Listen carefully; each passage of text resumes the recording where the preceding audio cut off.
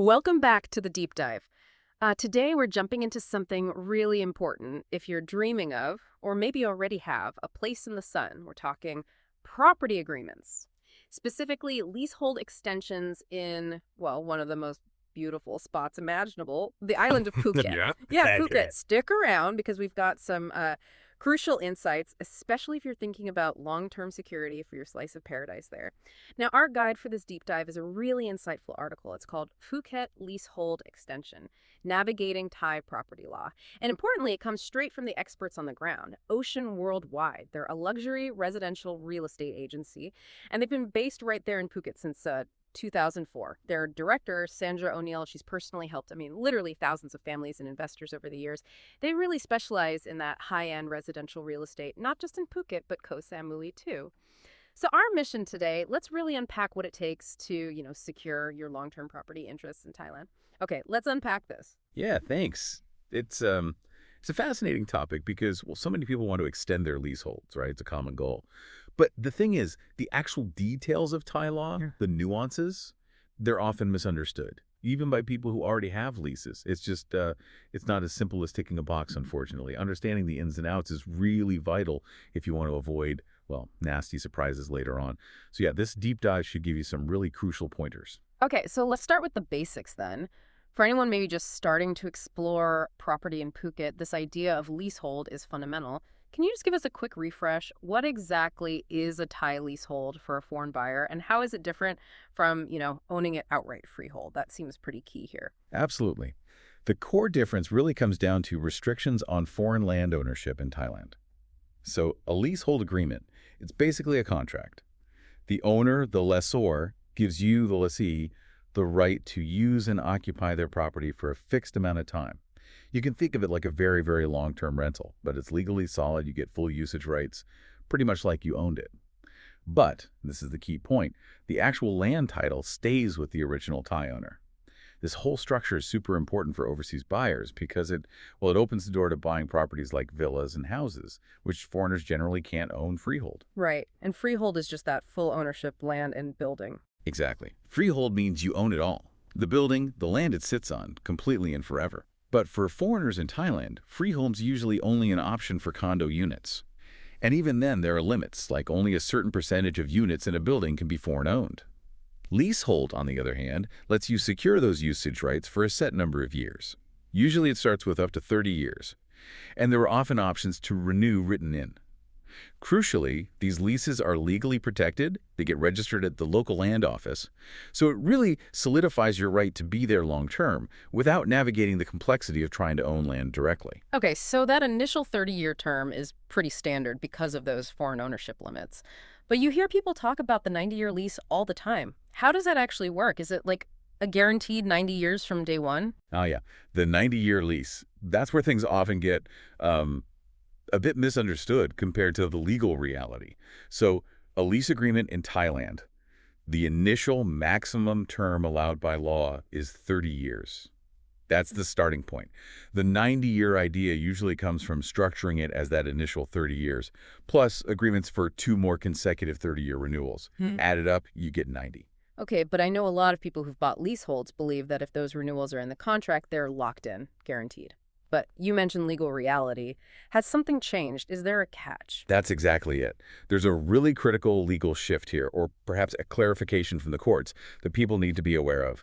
The Thai Supreme Court has made rulings recently that, well, they cast serious doubt on whether those pre-agreed renewal clauses beyond the first 30 years are automatically enforceable. So even if your original contract clearly states renewal option for 30 years and another 30 years after that, it's no longer a given. It's not a legally guaranteed right you can just demand. Wow, okay, so that's a potential shocker for some people. It can be. It means just relying on that wording in the contract might not be enough if the landlord, when the time comes, decides they don't want to renew. All right, so if renewal isn't automatic, what does a tenant actually need to do? What are the practical steps to try and secure that extension? Right? It's not automatic, but it's often possible. Just depends on a few things. First, how you behaved as a tenant. Have you paid your rent on time, kept the property maintained, followed all the rules in the lease? Your track record matters. Second, you absolutely must give advance notice. You need to formally tell the landlord you want to renew well before the current lease runs out. Your contract might specify the time frame, but a good rule of thumb is usually 1 to 2 months notice. Don't miss that deadline. And third, and this is the big one now, the landlord has to agree. They aren't legally forced to renew just because the initial contract mentioned potential renewals. As we just discussed, those clauses might not hold up legally anymore. So their agreement is key. If you're looking at buying a place, say, like a renovated house in Shillong that Ocean Worldwide might list, you'd really want to dig into the lease terms and understand the renewal situation up front if it's not freehold. Okay, but what if the landlord just says no, flat out refuses to renew? Is there anything the tenant can do then? It's definitely a tricky spot. But there is one interesting point in the law. If the landlord refuses to renew your lease, but then turns around and leases the exact same property to someone else within 1 year, well, the original tenant might actually have grounds to take legal action. It sort of suggests the refusal wasn't entirely in good faith, maybe. Okay, so there's a potential angle there. A potential one, yes. Mm. But it really highlights why getting proper legal advice when you're approaching renewal is so important. The landscape can be complex. Definitely sounds like it. Okay, let's shift gears slightly. Let's say the landlord is open to discussing a renewal. How do you actually make it happen? How do you secure that extension properly? It sounds like it's doable, but needs careful handling. It absolutely does need careful handling, but yes, it's often very achievable. So once you know renewal is on the table, the first step is actually negotiating the terms for the new period. Don't assume the old terms just roll over. This is a chance for both sides to discuss things. Maybe the rent needs adjusting, or perhaps rules about subletting need clarification, or maybe you've made improvements that should be factored in. It's always smart to start these talks well ahead of the expiry date. Gives everyone breathing room. And it's interesting you see developers now, like SE Asset Corporation, actively looking at how extending leaseholds can make their properties more attractive to international buyers. That can sometimes work in your favor during negotiations. And that advance notification you mentioned earlier, just how critical is that timing? Oh, it's absolutely critical. Most leases will actually state how much notice you need to give if you intend to renew. If yours doesn't, then sticking to that 1 to 2 month window beforehand is really the safe bet. If you miss that notification period, technically you could lose your right to even ask for renewal. So yeah, put a reminder in your calendar years in advance. Okay, notice given, terms agreed. How do you lock it down? How do you make that extension official and legally binding? Right, the formal part. You need what's called a supplementary agreement. Think of it as an add-on, an amendment to your original lease contract. Yeah. It needs to clearly spell out all the new terms and conditions for the extended period. And honestly, this is where you absolutely need a good property lawyer involved. To draft it properly. Exactly. To make sure the language is precise, legally sound, covers everything, and avoids any arguments down the line. Once that supplementary agreement is drafted and signed by both you and the landlord, it then needs to be registered officially. You take it, along with your original lease, passports, maybe company documents if a company is involved, down to the land department. They register the extension, and that's what makes it fully legally binding and protects your rights for the new term. So getting legal counsel isn't just like a good idea here. It sounds pretty much essential, especially for amending an existing deal. 100% essential, I'd say. Lease extensions, especially amending contracts, can get surprisingly complex. Thai property law, like any country's, has its specific rules and quirks. What seems simple might have hidden implications.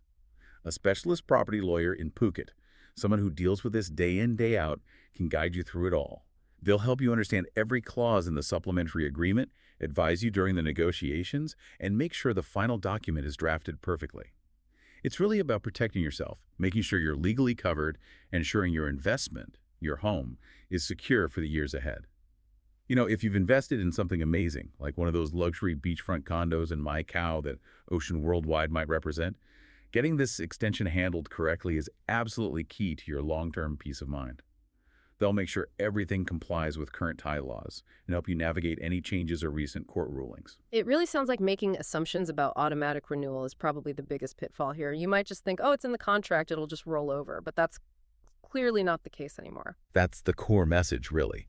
While some older agreements might have language that sounds like automatic continuation, the legal interpretation has shifted. As we've said, the Supreme Court rulings mean those pre-agreed renewal clauses beyond the first 30 years generally aren't legally binding in the way people thought.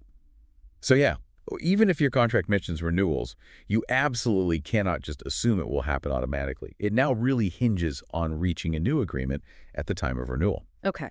And we touched on this, but just to be clear, the landlord isn't forced to renew. But if they say no and then quickly lease it to someone else, you mentioned potential recourse. That's right. Landlord isn't obligated. But that specific scenario, refusing your renewal, then leasing to another party within a year that could potentially open the door for legal action by the previous tenant, it raises questions about their reasons for refusal. It's a complex legal point, but it exists, which again underlines why knowing your rights under the lease is so important. And just to balance it out, remember, the tenant usually has rights too, like the right to end the lease early, provided they give the agreed notice, often something like 3 months. And on the flip side, what happens if the tenant doesn't hold up their end of the bargain during the lease term? Well, not complying with the lease terms can lead to serious problems for the tenant. It's not just about failing to pay rent. It could be ignoring maintenance responsibilities, making unauthorized renovations, or subletting when the contract forbids it. Any significant breach of the contract could give the landlord grounds to terminate the lease early. And that could mean losing your right to occupy the property and potentially losing your entire investment. So, reading and fully understanding all the clauses in your lease is critical. And remember, legal interpretations change. Court rulings can affect how even existing agreements are viewed. What was common practice years ago might not hold up now. Ultimately, it's the written, registered contract and the current understanding of the law that matters most, not just verbal assurances. This really drives home the point about doing your homework before you even sign anything, which brings us nicely to due diligence and maybe this alternative structure. Using a tie company. How much homework are we talking about here? Oh, quite a bit. Proper due diligence is absolutely crucial when you're looking at a leasehold property in Phuket. It's not just about falling in love with the view. You need to be sure the legal side is solid. First off, read that lease agreement cover to cover. Don't just skim.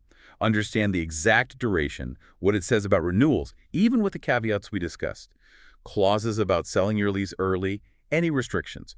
Ask questions until you're clear. Also, look beyond the main terms. What about associated fees? Like maintenance fees. Exactly. Annual service charges, Yeah. management fees, maybe even specific fees tied to renewal later on. You need to know the full financial picture. And check limitations carefully. Can you renovate freely? Can you rent it out short-term or long-term? Are pets allowed? Can you run a home office? Knowing these rules up front prevents major headaches. That's a solid checklist. Now, you mentioned an alternative structure. Given the potential uncertainties around individual lease renewals that we've spent a lot of time on, this idea of using tie company ownership comes up a lot for serious long-term investors. How does that structure specifically help with the renewal issue? Right, this is a really important strategy for many long-term foreign investors, especially for villas or land. Setting up or investing in a tie-limited company can offer a more secure way to hold property. In this setup, the Thai company actually owns the land. It holds the Shinodo title deed, which is the most secure type of land title in Thailand. You, as the foreign investor, would typically hold shares in this company and have control through directorships, following legal structures, of course.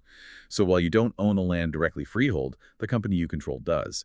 This gives you a very significant level of control over the asset. Okay, so the company owns the property. How does that translate into having more control over lease renewals compared to an individual just holding a lease? This is the key advantage regarding renewals. If the property is held under a leasehold agreement by the company you control, when that lease term is nearing its end, the decision to renew the lease is effectively made by the company's board of directors. And since you control the company, you essentially control that decision. It becomes an internal company matter, rather than relying on the goodwill of an external, individual landlord. This structure dramatically reduces the risk of being denied a renewal, assuming the company is run properly and stays compliant with PI regulations. It's kind of like being your own landlord, in a way. It gives you much more certainty. That makes sense. Does this company structure also offer a way around, or at least flexibility with, that 90-year maximum we talked about for individual leases? Could you go longer? Potentially, yes, it offers more flexibility. While the law generally caps individual lease agreements at 30 years, renewable twice for individuals, a company's structure operates a bit differently. The company itself can hold assets and enter into agreements. Its ability to manage its assets, including renewing or extending leases related to its property ownership, isn't necessarily bound by the same 30 plus 30 plus 30 limitation that applies to a foreign individual lessee. Of course, any lease the company holds will still have its own terms and conditions that need managing. And setting up and maintaining a Thai company involves its own set of legal requirements and costs. So it's definitely a more complex route than a simple individual leasehold. But for investors seeking maximum long-term security and flexibility, especially for high-value assets like luxury villas, it often provides a much stronger framework. Okay, wow. So, wrapping this up then, what does this all mean for you, the listener, thinking about property in beautiful Phuket? It seems the bottom line is extending a leasehold is doable, definitely manageable, but you absolutely have to be proactive. You need that professional guidance. So, just to recap the key takeaways. Check your original contract very carefully, especially any renewal clauses. Give your landlord heaps of notice, think months, not weeks before expiry. Make sure any extension is formalized with a proper supplementary agreement registered at the land department. And maybe the most important point, get a good property lawyer involved, someone who really knows Thai property law. Getting these things right means you can relax and enjoy that property without worrying about legal surprises later. Absolutely. And it's worth remembering the legal environment around leaseholds in Thailand isn't set in stone. Court decisions can and do influence how contracts are interpreted. So staying informed, remaining vigilant about your rights and responsibilities as a leaseholder, it's an ongoing process. And maybe a final thought to leave you with. Beyond just the legal nuts and bolts we've discussed, a really key question for any investor is about adaptability. How flexible is your long term property strategy, especially given that law interpretations can evolve? How do you build genuine resilience into your investment in such a dynamic, desirable market like Phuket?